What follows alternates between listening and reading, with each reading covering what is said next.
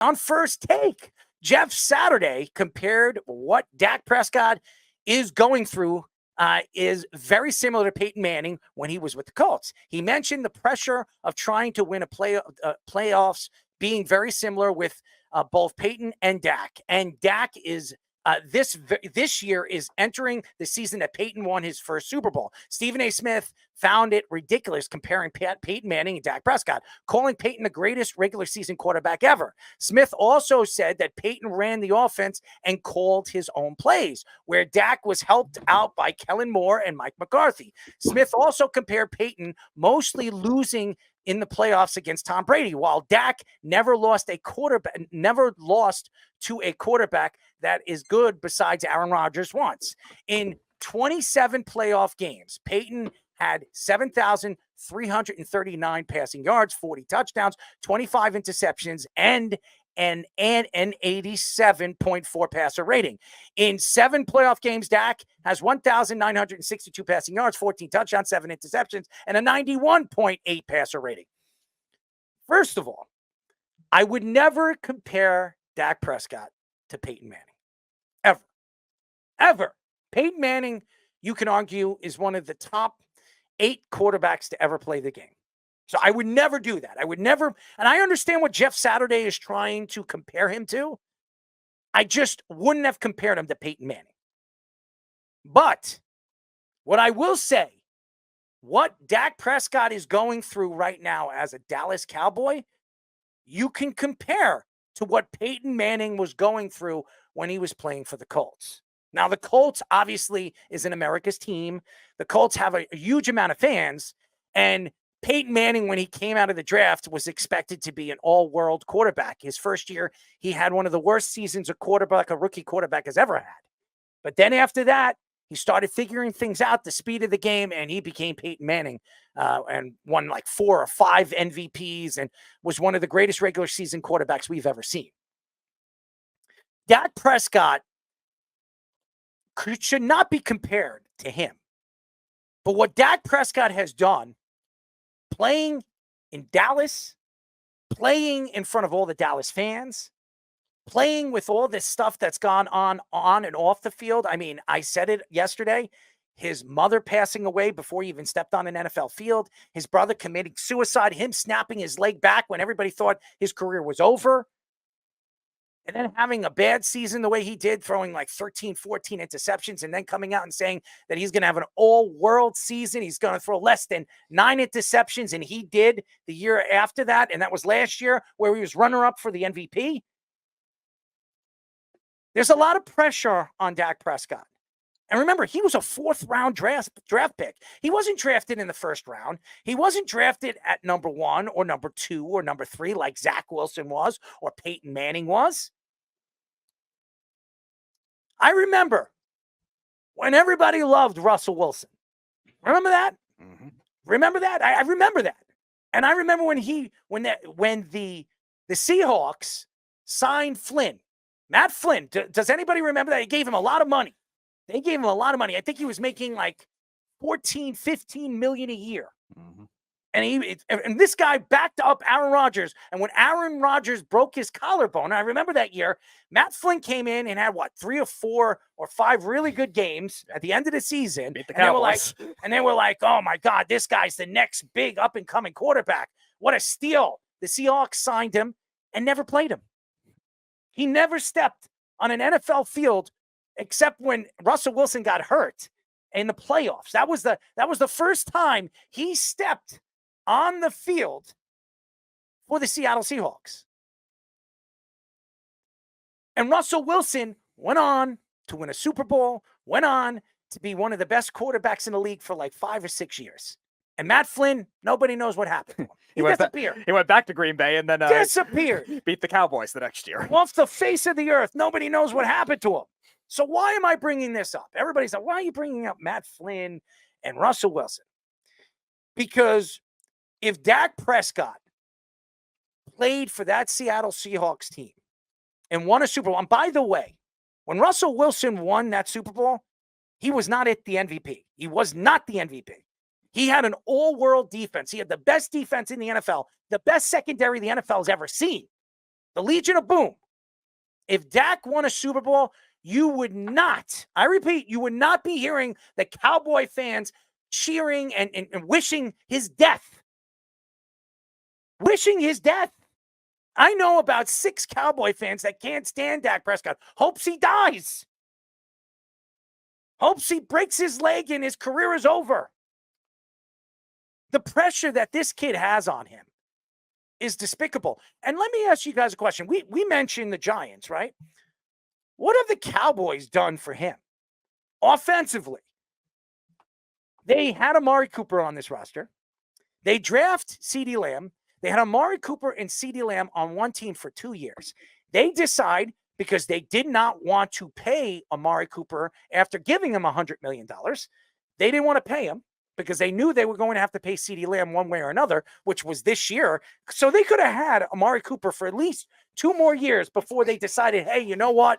We're going to pay CeeDee Lamb now. We're going to move him. So they could have had Amari Cooper and CeeDee Lamb on the same roster for at least 2 more years. And heck, they probably win the Super Bowl. Maybe. Meanwhile, they trade a first-round pick to get Amari Cooper, which at the time was fine because he's really young and good, but at the same time having a down year. And then they traded him to the Browns for a 5th-round pick. I mean, honestly.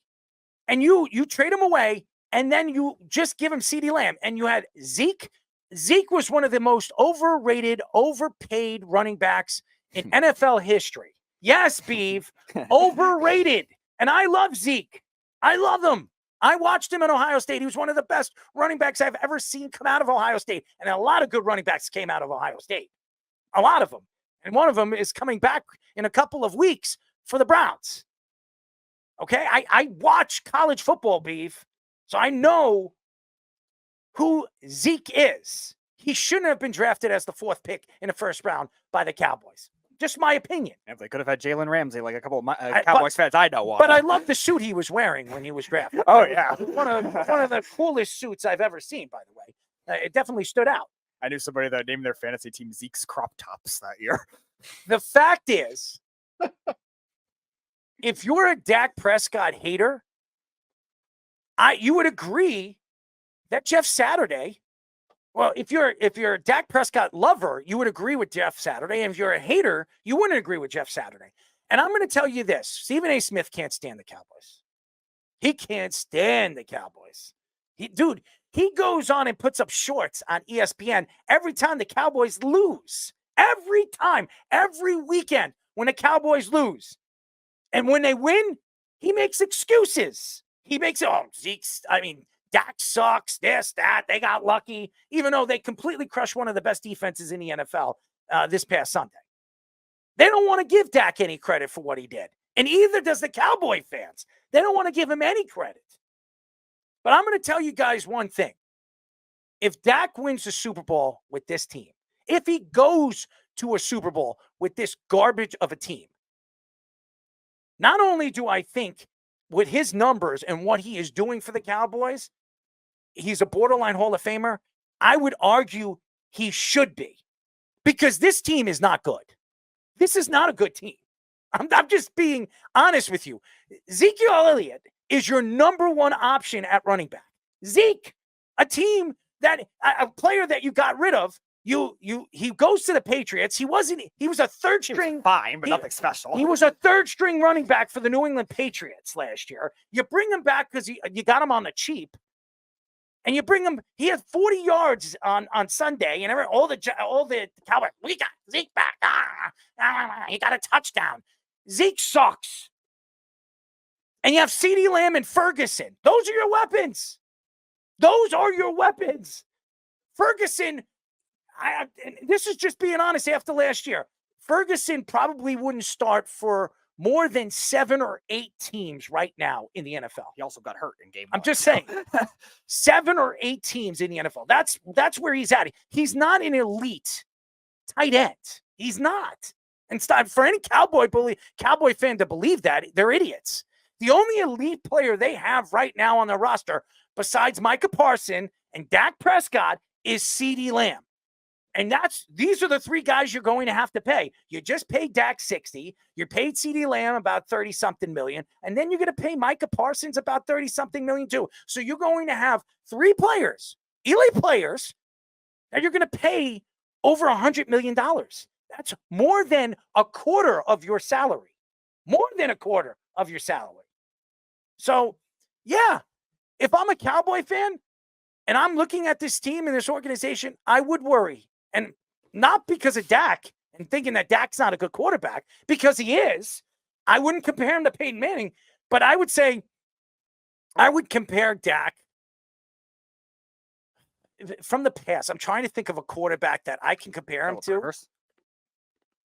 Steve McNair. Okay. Steve McNair. Okay. Steve McNair went to one Super Bowl. It was his rookie season. It was second year. I think it was rookie season or second year. He went to the Super Bowl, and everybody thought that this guy was going to go to multiple Super Bowls. Multiple. And Steve McNair is a borderline Hall of Famer. He is. If you look at his numbers, borderline Hall of Famer. A great quarterback, great leader. I would compare him to Steve McNair. Now, again, Steve McNair played in a Super Bowl. If Dak plays in a Super Bowl with this team, remember, Steve McNair had Eddie George. He had a pretty good defense. I mean, one of the best defenses in the league. A team that won like 14 games that season. I mean, they were unbelievable. That was a good offensive line that year, too. One of the better offensive lines in all of football. Dak's never had that. He had a good offensive line a couple of years. I would say earlier in his career he did. Yeah, but not right now. I mean, in his best years of his NFL career, he hasn't had that. I'm just being honest. He hasn't. For all you Cowboy haters, don't tell me the Cowboys are a good team when they're not. They're not a good team. The fact that they're winning 10 games every single season is remarkable. It's remarkable. I'm just speaking the truth. The NFC sucks, but the fact that even McCarthy winning, 5 seasons in a row, 10 or more games, that's incredible. Because this team is not good. It's not. You have Kellen Moore as your offensive coordinator. Please, guys. Are you kidding me? Stop it. It's pathetic. And Cowboy fans are hating on this guy, that he sucks. He doesn't belong on this team. We can win without him. Who are you going to bring in if you don't have Dak Prescott? Who are you going to get? Who? Maybe they'll bring back the great Cooper Rush. Who are you going to get? There is nobody out there that is better than Dak Prescott.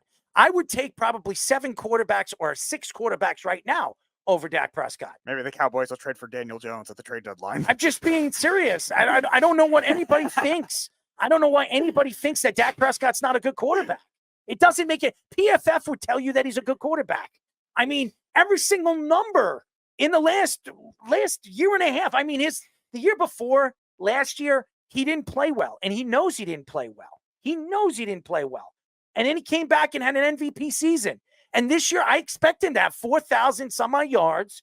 He's going to throw 30 touchdowns, and he's going to be amongst the elite quarterbacks as far as a quarterback rating and his throwing percentages. He is that kind of quarterback. To say that he is not a good quarterback is selfish. It's ridiculous. Yeah, I also think, like, comparing both of the comments, which are very interesting. I think Stephen A. Smith is right in the sense where the pressure, or Jeff Saturday's right in the sense where the pressure is very similar. I think the analogy is probably more Peyton Manning is the modern Josh Allen's the modern Peyton Manning right now because he keeps losing to Mahomes. And I think that's where Stephen A. Smith is wrong. Like, Stephen A. Smith is right in the fact that Brady kept beating Peyton Manning, but Peyton Manning also lost to the 8-8 Chargers. Peyton Manning also lost to a Colts team with Andrew Luck that was not that talented. Like, there's been bad losses he's had in his career. Just so everybody knows, Peyton Manning has a winning record against Tom Brady in the playoffs. Just so everybody knows that. For I don't know if Stephen A. Smith knows that. Peyton Manning in his career in the playoffs against Tom Brady is 3-2. Just so everybody knows that. I don't know if anybody knows that, because if Stephen A. Smith is going to tell everybody that Tom Brady beat Peyton Manning and has a winning record against Peyton Manning in the playoffs, that's a lie.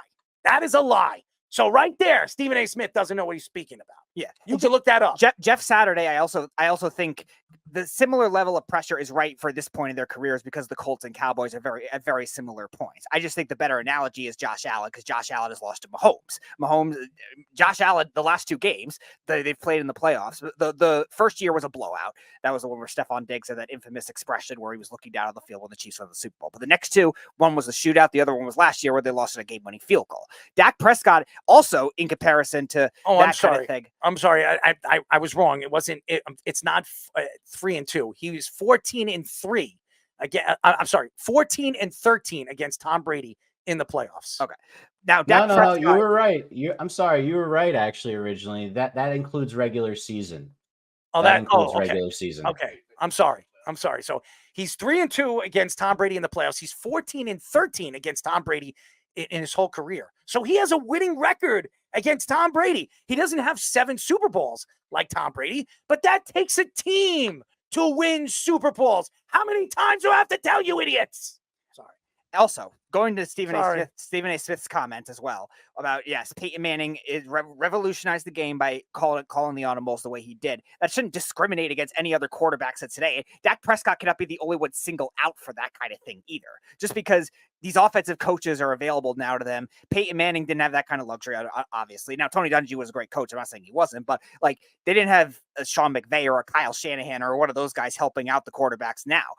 I understand that, but still, Dak Prescott is doing very well with changing all the offensive coordinators. And like you said, doing well, even in that year with the 2022 year where he had those interception issues, he still probably had like the 8th or 9th best quarterback year. Like that's still something that has to be appreciated. And Dak Prescott, in a lot of his playoff losses, I would say about half of them he struggled, but the other half he played fine. Like Peyton Manning, for most of his playoff losses, outside of that one with the Broncos when they played the Ravens and lost in overtime, played really badly. It's a horrible take comparing Dak Prescott to Peyton Manning because that's wrong. I mean, I understand what Jeff Saturday was trying to explain because of the pressure that both these guys had to endure. But to say that you could put in the same sentence Dak Prescott to Peyton Manning, I'm saying Peyton Manning could be a top 5 quarterback to ever play this game. Dak's not there. But to say that Dak Prescott hasn't gone through the pressure of being the Dallas Cowboys quarterback. This guy was a 4th-round draft pick. 4th round. And he took over for Tony Romo, which every single Cowboy fan loves him, absolutely adores him. Dak Prescott, if you compare his numbers right now in his career to Tony Romo's, he is way better than Tony Romo. Way better than Tony Romo.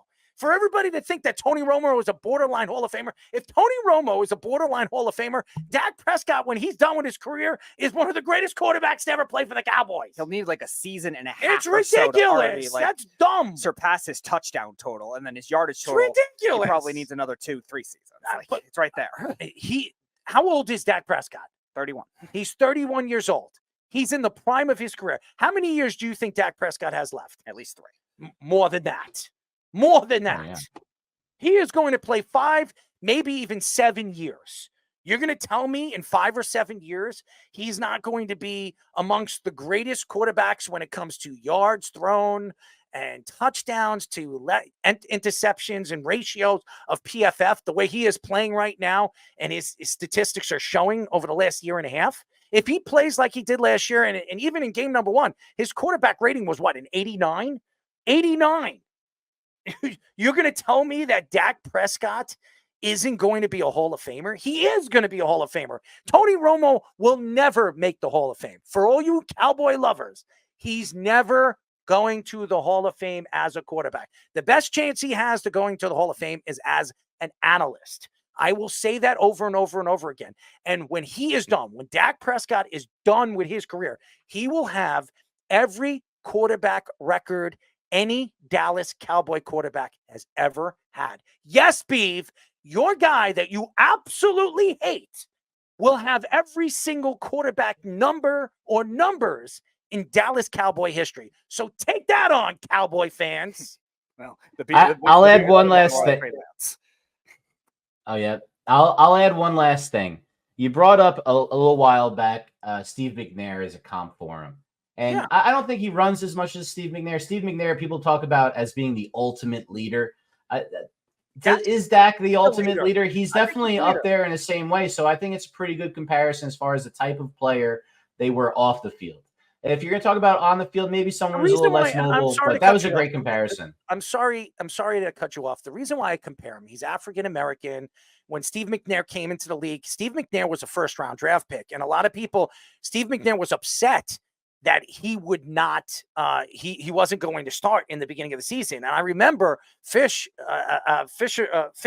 he decided in I think in week 3 or week 2, after what he saw what his quarterback was doing, that, I got to bring this guy in. And he did. It changed that organization for many, many years. I look at Dak. Dak wasn't a first-round draft pick. He was a fourth-round draft pick. But Dak took over for a legend in Tony Romo. Tony Romo went down in the preseason. Does anybody remember that? He hurt his back. He broke his back or whatever happened to his back. Yeah. And then he took over, and nobody even knew who Dak Prescott was except Boomer Esiason. I remember Boomer said, I watched this kid play in college. This kid is a lot better than people think. And he came out of nowhere and became a great quarterback in the NFL as a fourth-round draft pick. A fourth-round draft pick. He wasn't a first round. He wasn't a second or third. He had no pressure on him. But then he really did when he stepped on a football field because he plays for the Dallas Cowboys. He's always had pressure on him. Do you think Trevor Lawrence has a lot of pressure on him? He just got $55 million for nothing. For nothing. Let me ask you a question. For the 3 years that Trevor Lawrence has been in the league, is he better than Dak Prescott? Honestly, was he better than Dak Prescott in the first 3 years of his career when you compare him and Dak Prescott? The answer, not a chance in hell. Not a chance in hell. Trevor Lawrence, there was a meme going around before the season that he had in his first 3 years the exact same stats as Daniel Jones and got paid $15 million more than him per year. I rest my case. And and by the way, Trevor Lawrence was the number 1 pick. Dak Prescott was a fourth-round draft pick for you Dallas Cowboy idiots. And I'm not taking shots at the Dallas Cowboy fans. I just think a lot of the Dallas Cowboy fans, they just don't understand what they have until he's gone. You guys got lucky. Every single decade, you had a good quarterback. I mean, you went over the last 30 years, you had Troy Aikman, you had Tony Romo, and now you have Dak Prescott, and you're bitching and moaning about it? Oh, my God. I'm a Jet fan. Do you want me to tell you how many quarterbacks I've had in 10 years? You would throw up. Please. Beef told me last year he'd take Zach Wilson over Dak. What are you, nuts? He's still available. There's still time. I'll take Dak Prescott right now, right off your hands. I will drive down to Dallas. I will fly down to Dallas and drive him up here to New York if we can get Dak Prescott. You guys are nuts. You Dallas Cowboy fans, you guys are blind, man. You really are. How about give him some weapons and see what Dak could really do? If you gave him a number 1, a number 2, a real number 2 wide receiver, I'm going to tell you this right now. Dallas goes all the way to the Super Bowl. If they had Amari Cooper for the last 2 seasons against Green Bay last year, Dallas was the one that would have played San Francisco in the NFC title game. I guarantee it. Guarantee it. That's how good that Dak Prescott. Now, he's not a good playoff quarterback. How many are? Right now in the NFL, we talk about elite quarterbacks. We've said it already. Josh Allen ever play in the Super Bowl? No. Justin Herbert, everybody thinks is in the top 5. Has he ever played in the second round of the playoffs? No. Joe Burrow, he went to a Super Bowl and lost. Did he win a Super Bowl? No. The only one in the top 5 right now, if you want to put Aaron Rodgers, you could put him there. But if you don't want to put him there, the only one right now that has won a Super Bowl and has been consistent is Patrick Mahomes. Lamar Jackson's there too. He's never played in a Super Bowl. He's worse than Dak in the playoffs. Yeah. He's never played in a Super Bowl. Yeah. That's so Lamar's just having a lot of trouble making that leap. And that was what Saturday did. I watched the clip. He almost gives Stephen A heart attack. I tried to put the picture of that exact moment in the top right corner of our screen here of when Stephen A almost bites the big one. Because comparing the two of them is ridiculous. Because Peyton Manning was an innovator of the position. Of course, you know it's not like Dak is innovating the position, but it's not like he's a bad quarterback. You don't have to be an innovator of position to be a great player. You know, not everybody was Michael Jordan. There were other great players, unlike what Anthony Edwards might believe, as we talked about a few weeks ago. He's a really good player. I believe I said it last show that I would commit, first degree against Daniel Jones, bring his body, turn myself in, just so that we can get Dak over here. I think And any hand NFL it over team that here. doesn't have a star quarterback, Carry his body.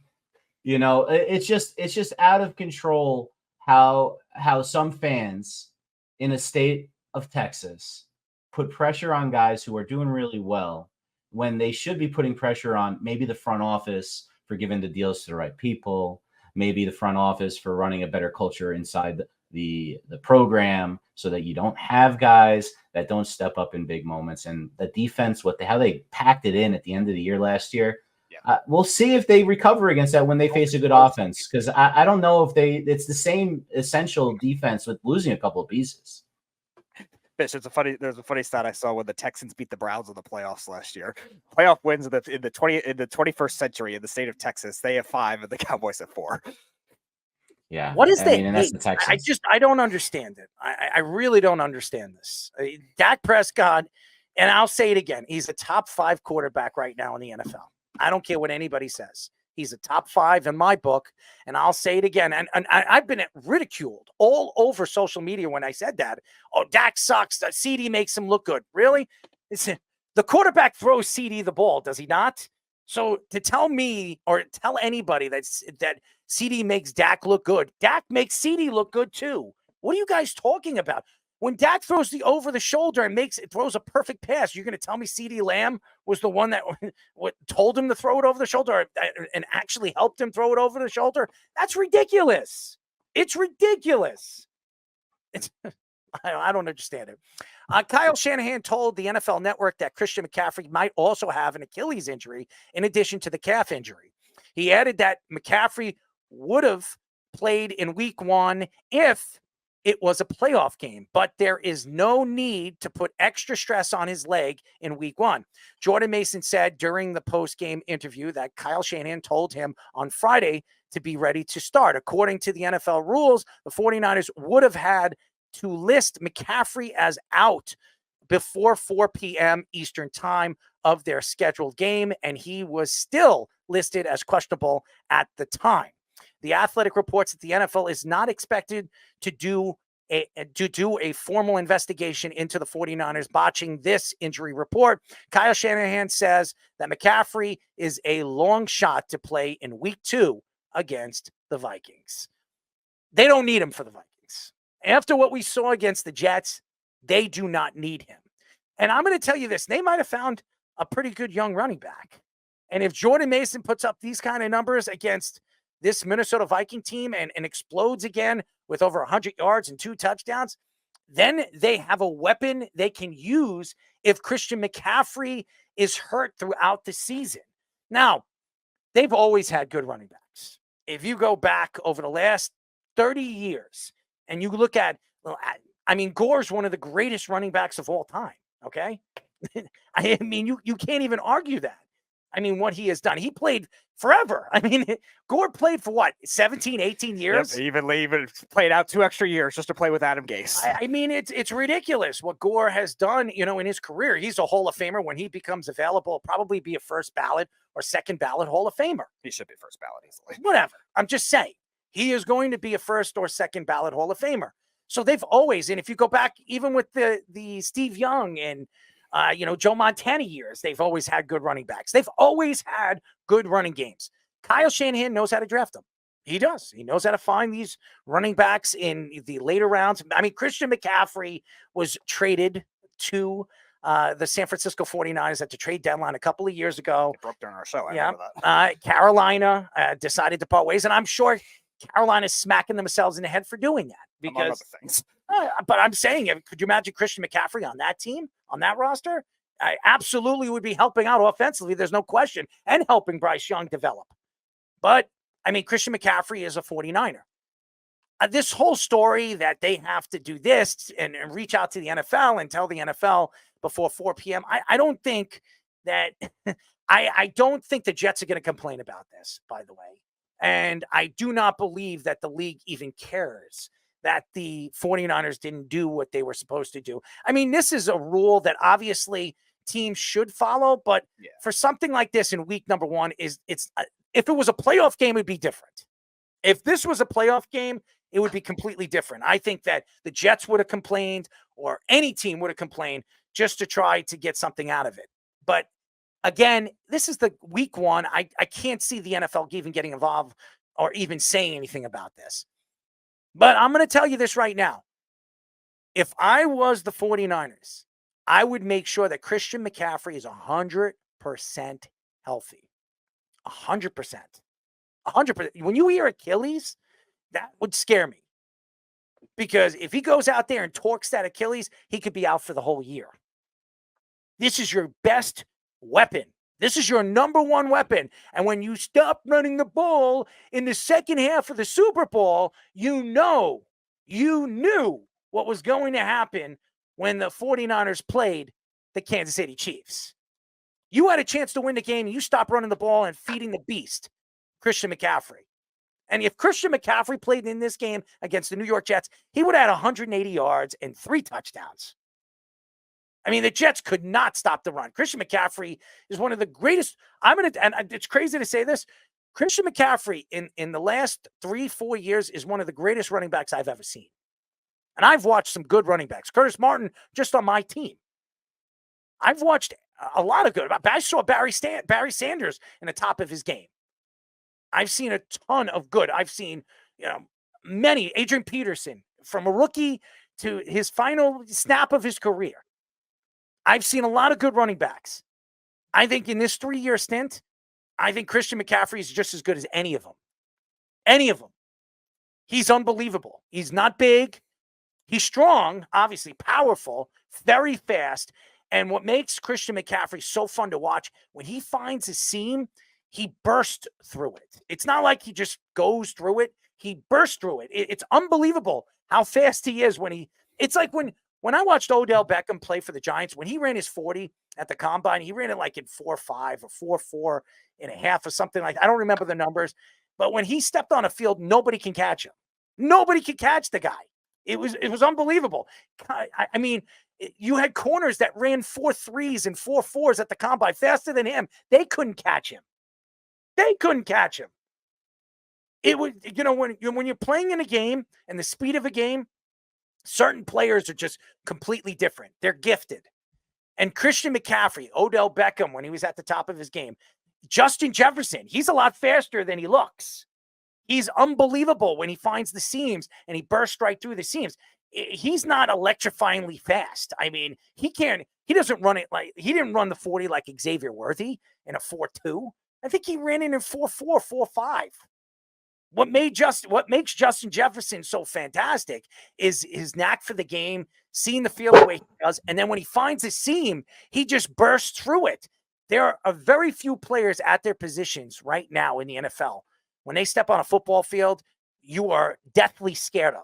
And these guys that I just named, just a few of them, are very scary when they step on the field when you have to play against them. Yeah, and you look at McCaffrey, the value that he has in every single facet of the game. You're talking about like the legacy he's already putting together for the last 4 years, being like the best in terms of like a raw scrimmage back. Like he was putting out Marshall Faulk and LaDainian Tomlinson type when it came to scrimmage yard receiving numbers. Now, I don't think he's the runner that LaDainian Tomlinson is or Marshall Faulk is, but he's not far behind. And I think he can definitely get there. And you talk about like all the undrafted running backs and the day 3 running backs that Kyle Shanahan scheme has made very good.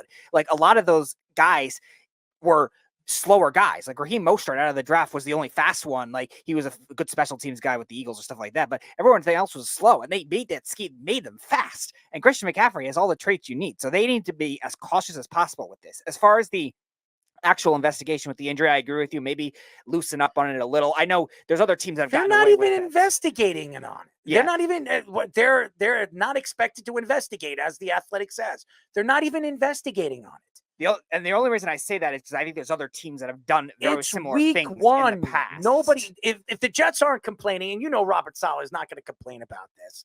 That's his former team. Bambi would never do that. He's not going to do that. Him and Kyle Shanahan are very good friends. I almost called him Kyle McCaffrey. I mean, could you imagine that?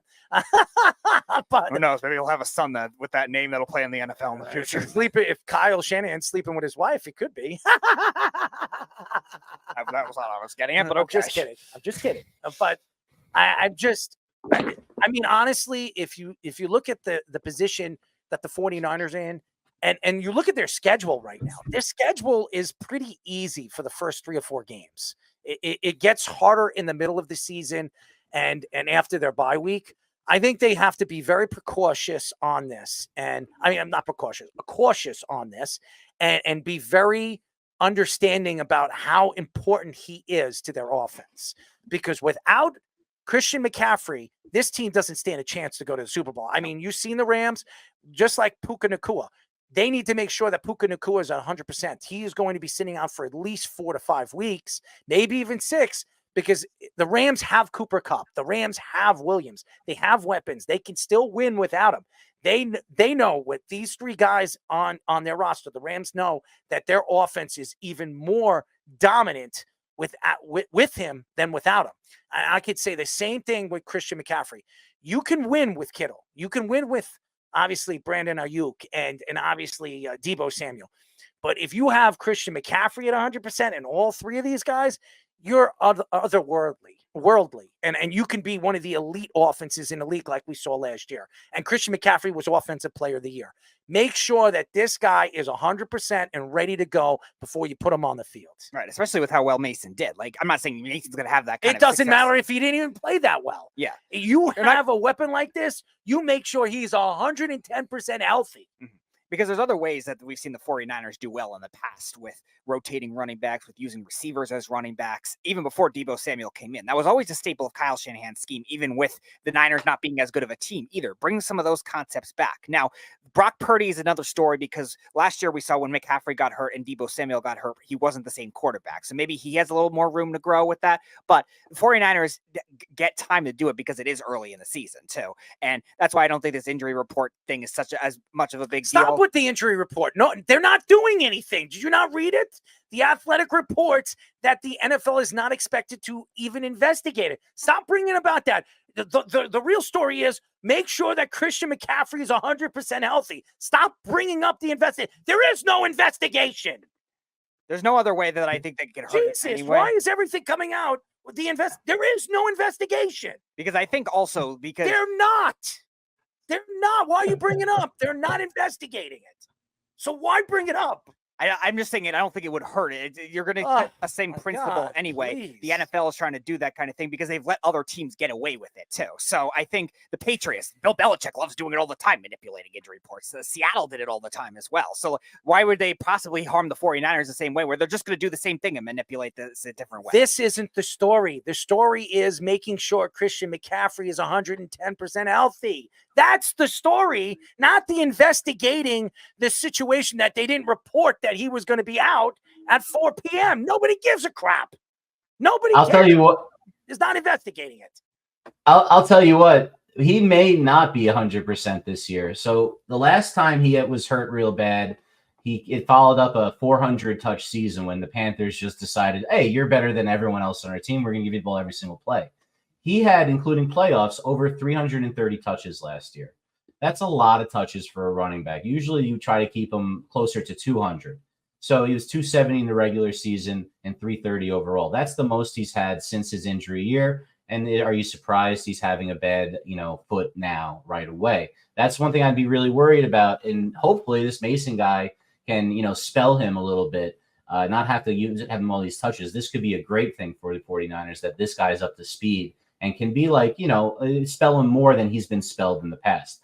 I think the reason why they have McCaffrey, though, is their offense is so good even without him that they're a great playoff team. With him, they're a Super Bowl team. He's like the hood ornament on the rolls. He's that good. He can hurdle, he can spin, he can get through holes, he can hesitate like Le'Veon Bell, he can burst ahead like the great running backs.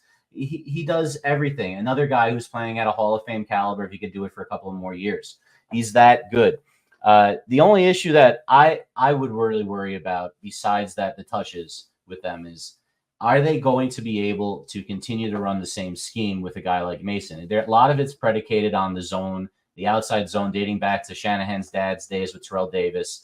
Now you see how McCaffrey, a couple of the plays I showed, they run outside zone, but he hits a D gap. Sometimes they tell him to hit C gap, sometimes B gap, and sometimes they even go A. So it's really different than what other teams do, and they're just masters of it over there because they You have basically George invented it. Kittle that could block as well as he can, and you have Trent Williams, who is a beast of a man. Just run him behind those two guys, and you're going to get yards. I mean, it's not rocket science here. If Trent Williams is 100% healthy and George Kittle is playing, this team is going to be able to run the ball. And we saw it even against the Jets. I mean, what do they do when they need to run the ball? They put Trent Williams and George Kittle next to each other on the outside, and they just run behind them. And that's what they're going to do, and that's what they're going to continue doing. It doesn't matter if it's Christian McCaffrey or, Speedy Petey running behind him. You're going to get yards. And I expect it. And I'm not really worried about the 49ers. The 49ers will probably win 3-4 games in a row, maybe even 5 games in a row before they even lose a game.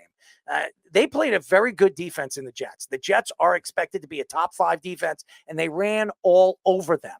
I know it was in San Francisco, but they ran all over them. They embarrassed them. So to think that they can't continue doing this, it's ridiculous. Look who they're playing this coming week. Are you kidding me? They're going to kill them. So it's not, this has nothing to do with this investigation. This has everything to do with keeping Christian McCaffrey 110% and ready to go for the playoffs, because it's not the season that they're playing for. It is the Super Bowl that they're playing for. And Kyle Shanahan, start running the ball in the second half of the Super Bowl if you want to win. That's all I'm going to say. For some damn reason, when you have the lead going into the second half, or even 5 minutes or 6 minutes left of the game, you stop running the ball, the strength of your team and your offense. It doesn't make sense. Shaq said on the Pat McAfee show that Wemby won't be a dominant player because he is too much a jump shooter for his size. He says that at 7'5", like Wemby is, you lose dominance if you become less of an inside player. He added that shooting as often as he does could lead to more injury issues during his career. Wemby attempted 16.6 shots per game, 5.5 3-point shots per game in his rookie year, with a 32.5% three-point percentage and a 46.5 field goal percentage. I don't know why you're giving me these numbers, Petey. At just 20 years old, Wemby was on the all-defensive first team and won Rookie of the Year. I think Wemby is going to be a great player. I do not believe he's the next LeBron James. I've been saying this for a very long time, since everybody has been talking about this kid for the last 2 years before he even stepped on an NBA court.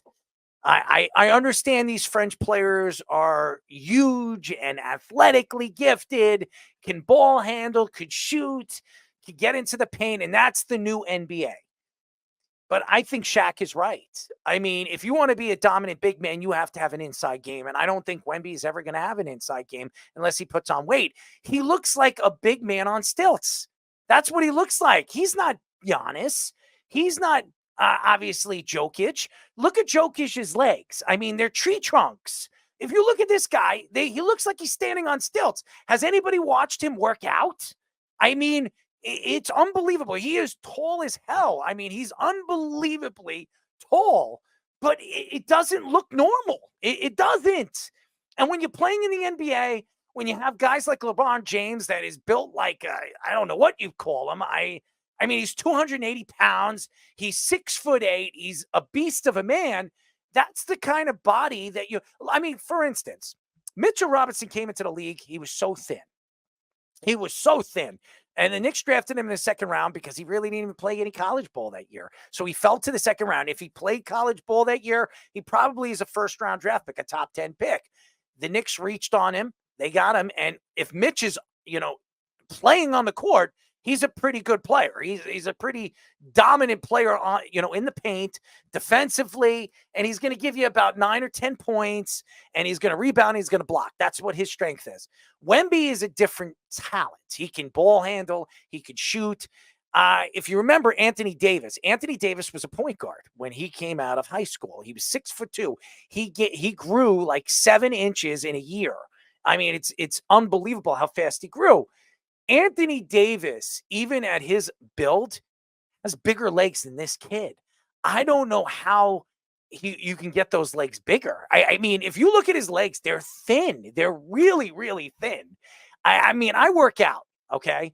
And I've seen a lot of skinny legs. I've seen guys, my friend Justin, he's 6'2", very skinny legs. He works out his legs religiously. He can't get them bigger than what they are. They're just, it's impossible. I don't know how you put muscle on legs that look like stilts. I don't think, and I'm just being honest, I think he's going to be a great player. I think he's going to be amongst the league's top 10 players in the league for the next 10 to 12 years. Do I think he's a top five player? Do I think he's one of the greatest big men of all time? I do not believe he is going to be one of the greatest big men of all time just because of his stature.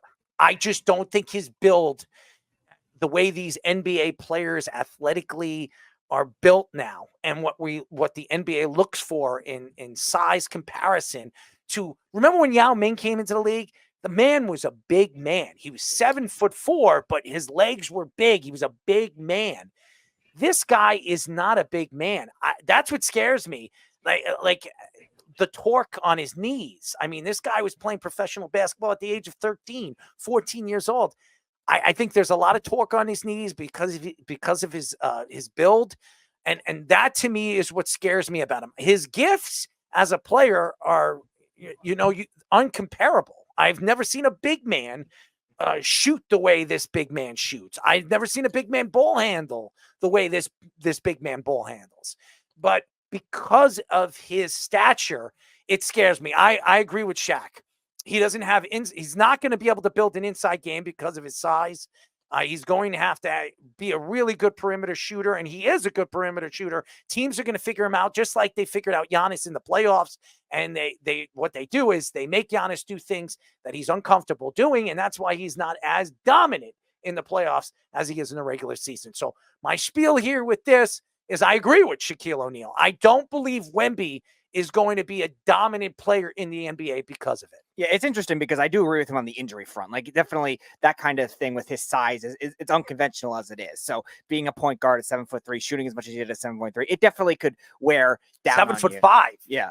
And that kind of thing, I think maybe Greg Popovich is going to have to monitor when it comes to giving him the usage. Now, Greg Popovich has always done well with load management in the past. That's why a lot of his players have done well staying healthy outside of Kawhi Leonard at the end of his Spurs career. But that was more of the freak accident that happened with the Warriors. Like, that kind of thing, Greg Popovich, I trust him to be able to make that kind of thing work. But also at the same time, where I think Shaq is wrong is Wemby has to be this skilled in order to be dominant in today's NBA. Like, it's hard to be a traditional big man and dominate the way it is in today's NBA. Might it shift back? Maybe. I don't know. But right now, you still need those skills to make it work. So hold on one second.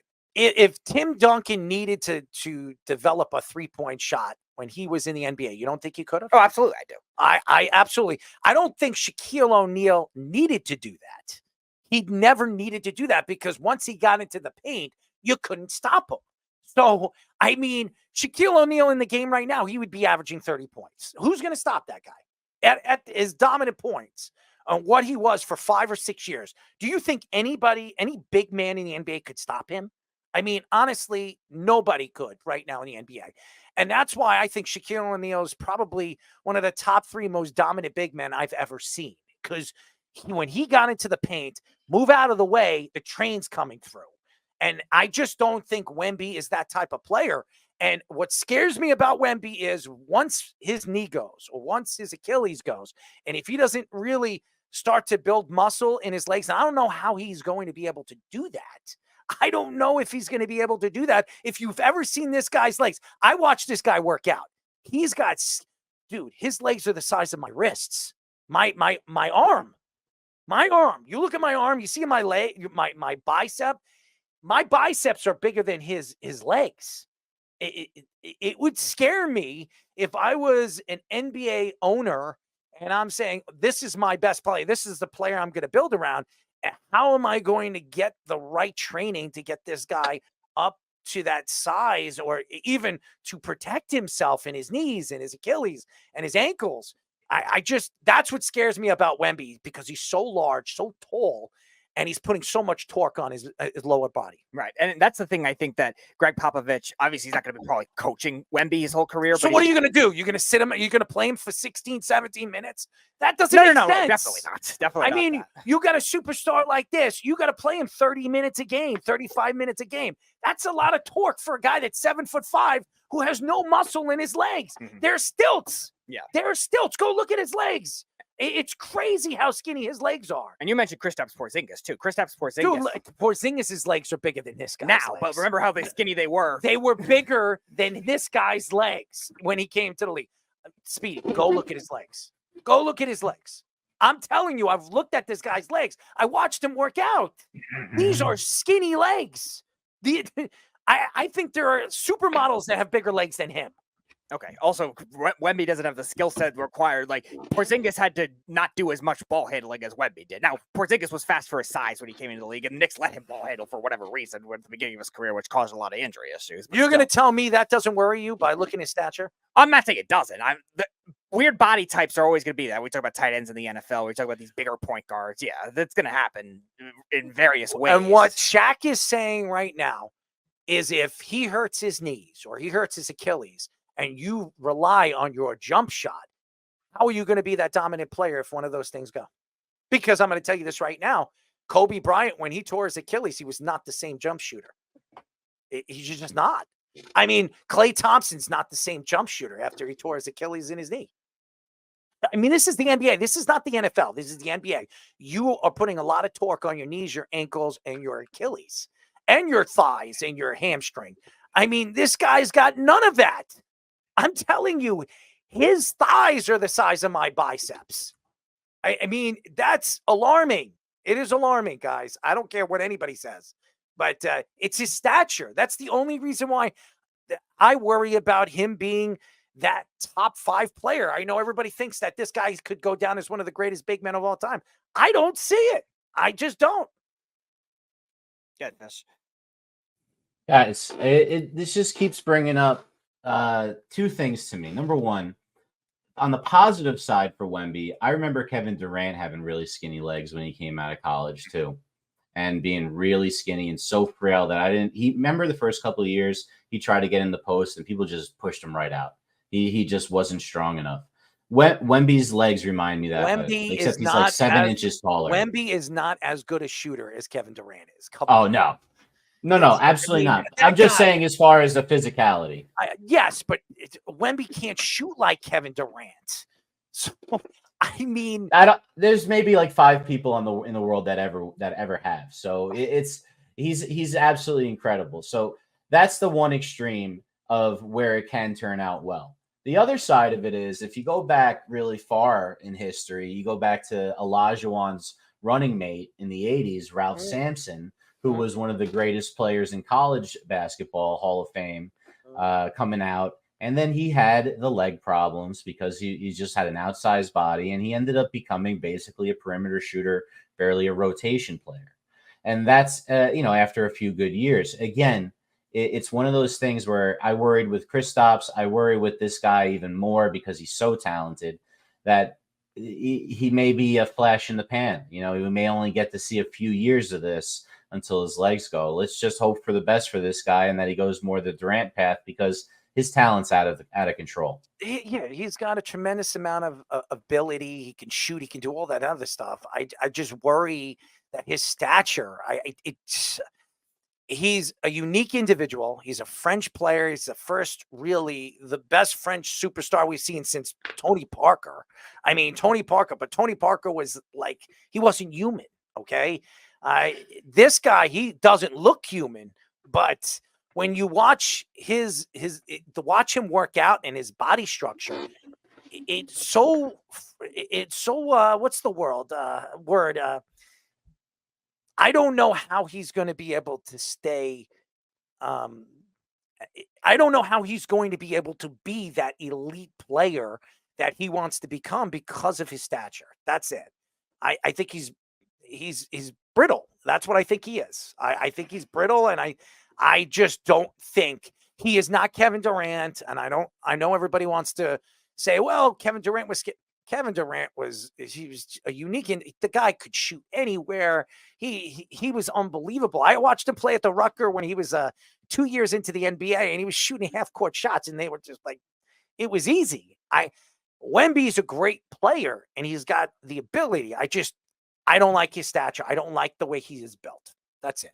Scoops, your thoughts? Yeah, I mean, I agree with Shaq in the sense that, yeah, I mean, Wemby's game does revolve around a lot of jumpers and whatnot. I mean, in the way also, look at the league that is evolved today. I mean, in a way, it kind of has to be evolved, or a lot of players need to know how to take well-versified jumpers in all starting five of the court. I mean, whether you're the point guard, the shooting guard, the big man, or the centers, I think you definitely do need to have to, not of course, but it is of course tailored to the way that the game is played today, but I mean, really, you guys were all just saying it just now. Wemby needs to add some weight and some muscle to really versify his game. I mean, driving for layups and dunks and posting up in the paint, once he does fix up his weight and once he does fix up his strength and conditioning, I do feel like he could become dominant.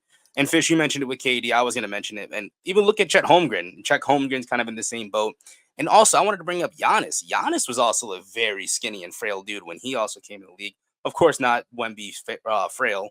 But Giannis weighed 190 pounds his rookie season, and now listed around 243 pounds. So Wemby currently weighs 209 pounds, and I just think Wemby neets to get his weight, his strength in his knees, strengthen his legs up, and a lot of the stuff to fall as well. Giannis is 6'10", 6'11". This guy's 7'5". It's completely different.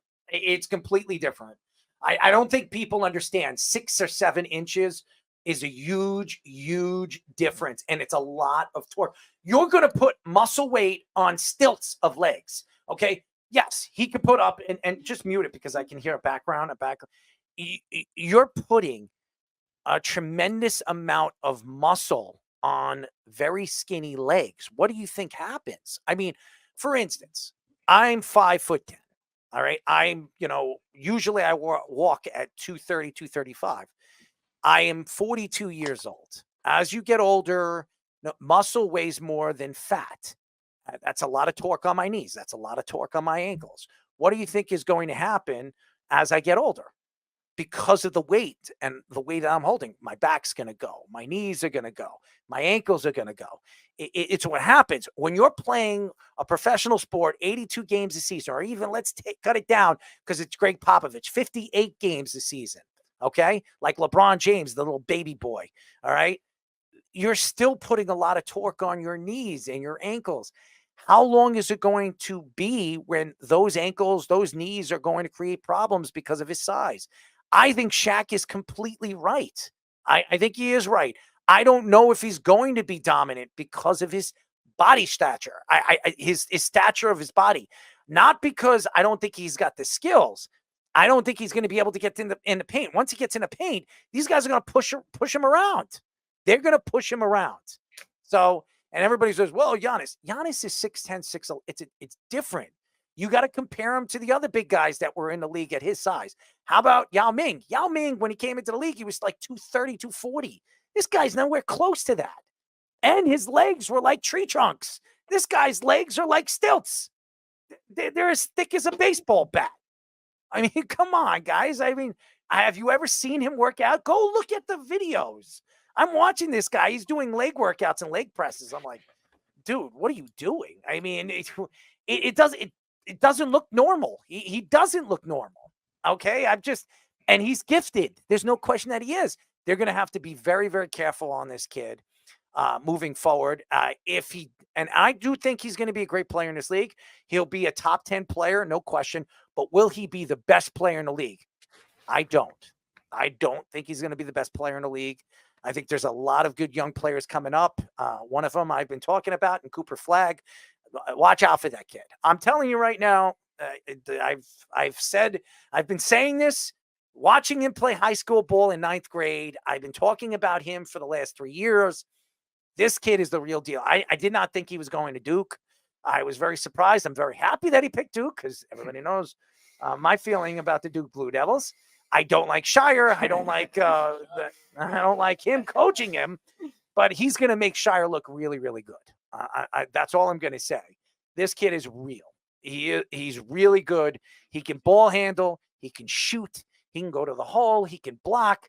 This kid's skills are amongst the best I've seen. He reminds me, he's the white Kevin Durant. Now, he doesn't have the shooting ability Kevin Durant has yet, but he's going to, I know the type of worker that this kid is, he's going to be there. I think he's the number 1 pick in next year's draft. Other people think that he's the 2nd pick in next year's draft. We'll see. Anybody that passes up on this kid is an idiot. When we come back, ladies and gentlemen, we will have a very special guest. He's been on our show before, and he has a very good personality, and he knows baseball. We will be talking to Team USA baseball assistant coach, our friend, Butch Chafin.